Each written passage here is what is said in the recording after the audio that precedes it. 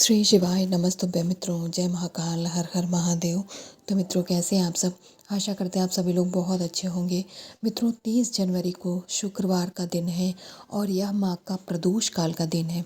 जो शुक्रवार की प्रदोष पड़ती है मित्रों, वो भी बहुत खास होती है। वैसे तो सभी प्रदोष अपने आप में बहुत खास होती है, लेकिन कहते हैं शुक्रवार की जो प्रदोष पड़ती है उस दिन हमारे घर में सुख समृद्धि और शांति को बरकरार रखने का उपाय करना चाहिए। तो मित्रों, इस वीडियो के अंदर मैं 3 उपायों को बताने वाली हूँ।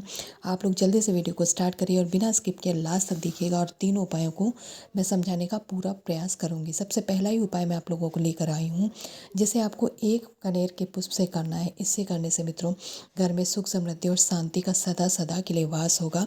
स्क्रीन पे आपको 4 पुष्प दिख रहे हैं, लेकिन हमें मात्र एक पीले कनेर का ही पुष्प लेना है। आप किसी और कनेर का पुष्प नहीं लेंगे, क्योंकि जो कनेर होते हैं वो 2-3 कलर के होते हैं। हमें पीला ही चाहिए, मात्र एक। साथ ही में प्रदोष है तो तांबे के कलश में जल और गंगा जल का होना बेहद ज़रूरी है।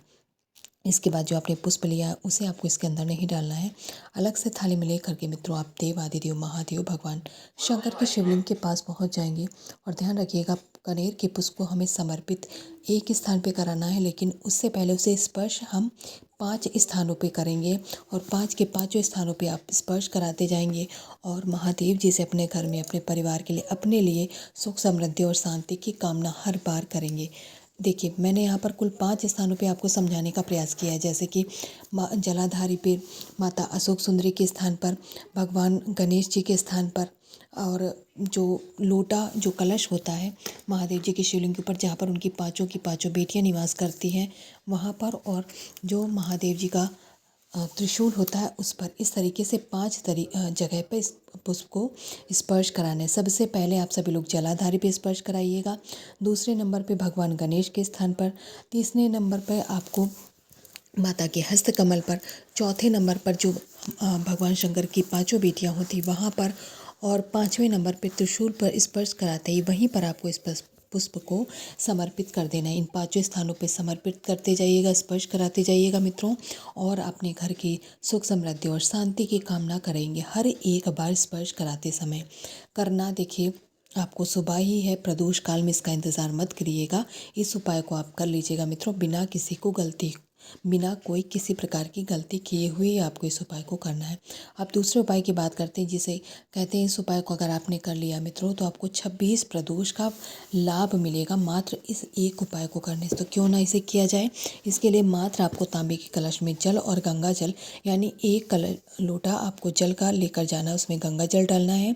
साथ ही में गोल बत्ती का एक दीपक तैयार करके ले जाएंगे, चाहे मिट्टी का हो या फिर आटे का, कोई भी आप बनाकर ले जा सकते हैं।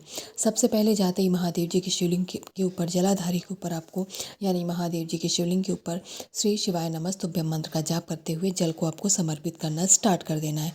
जब आप जल चढ़ाएंगे, उनकी पूरी शिवलिंग जल से भीग जाएगी।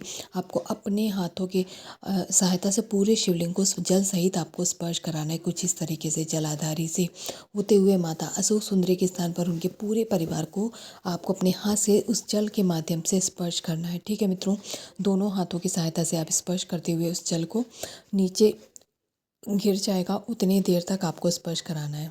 इसके बाद में जब आप स्पर्श करेंगे, आपको करना क्या है मित्रों, महादेव जी का कोई भी मंत्र आपको बोलते रहना, चाहे ओम नमः शिवाय, चाहे श्री शिवाय नमस्तुभ्यम, निरंतर आपको बोलते ही रहना है।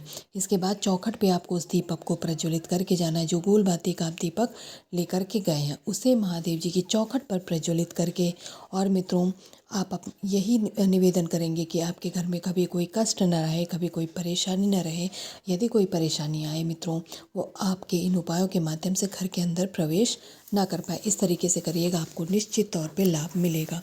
अब हम बात करेंगे जल्दी से आज के दिन करने वाले अपने तीसरे और अंतिम उपाय की। तो मित्रों, जो तीसरा और अंतिम उपाय करेंगे, जब हमें ऐसा लगे कि हमारे परिवार में बहुत ज़्यादा दुख, बहुत ज़्यादा कष्ट, बहुत ज़्यादा संकट हैं, वो समाप्त ही नहीं हो रहे हैं, तब आपको ले लेनी है एक बेलपत्री जो कटी फकी और खंडित ना हो। साथ ही में आपको लेना है पीला चंदन थोड़ा सा लेना है, एक छोटी चुटकी पीला चंदन की, अगर सूखा तो उसका गाढ़ा आपको पेस्ट बना लेना है। साथ ही हमें यहाँ पर 1 अक्षत चावल के दाने की ज़रूरत पड़ने वाली है। कुल 3 चीज़ें हमें लेनी इस उपाय को करने के लिए। तीनों चीज़ों को ले लीजिएगा थाली में, और लेने के बाद में आपको जल लेना अनिवार्य है। अगर मैं बताना भी भूल जाऊँ तब भी आपको हर एक उपाय में जल का होना अनिवार्य है। और प्रदोष काल है तो जल के साथ गंगा जल ज़रूर लीजिएगा। इसके बाद में इन सारी चीज़ों को लेकर के मित्रों अपने इष्ट अपने आराध्य महादेव जी के शिवलिंग के पास पहुँच जाएंगे। उत्तर दिशा में मुँह करके खड़े हो जाएंगे। जो आपने एक बेल पत्री ली है, देखिए उसे हमें तैयार किस तरीके से करना है।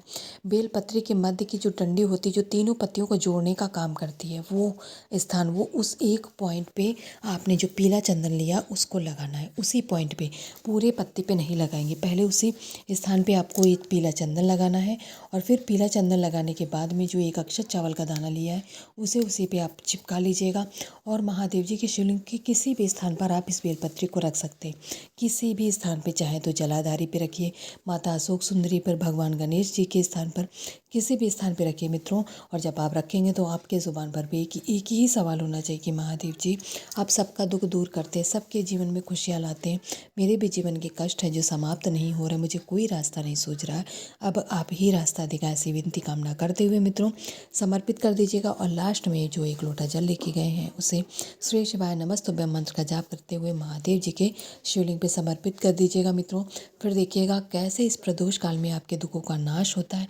महादेव जी आपको ज़रूर कोई ना कोई रास्ता दिखाएंगे जिससे आपके जीवन के जो दुख हैं वो समाप्त हो जाएंगे। अगर ऐसा आपको लग रहा है अब कोई रास्ता नहीं है, अब आपका जो ये कष्ट है समाप्त नहीं होगा, तो आपको वो रास्ता भी दिखाएंगे, क्योंकि वही है हमारे जीवन की जो नाव है, उसे वही पार लगाते। तो इस तरीके से करिएगा उपाय मित्रों, निश्चित तौर पे आपके जीवन के कष्ट दुख समाप्त हो जाएंगे। तो मित्रों मैंने प्रयास किया आप लोगों को तीनों उपायों को समझाने का। अगर उपाय अच्छे लगे हैं, वीडियो अच्छी लगी है तो वीडियो को लाइक, चैनल को सब्सक्राइब और कमेंट सेक्शन में एक ही काम करना है मित्रों, शिव शंभू या महादेव जी का कोई सा भी प्यारा सा नाम ज़रूर लिख के जाइएगा। श्री शिवाय नमस्तुभ्यं।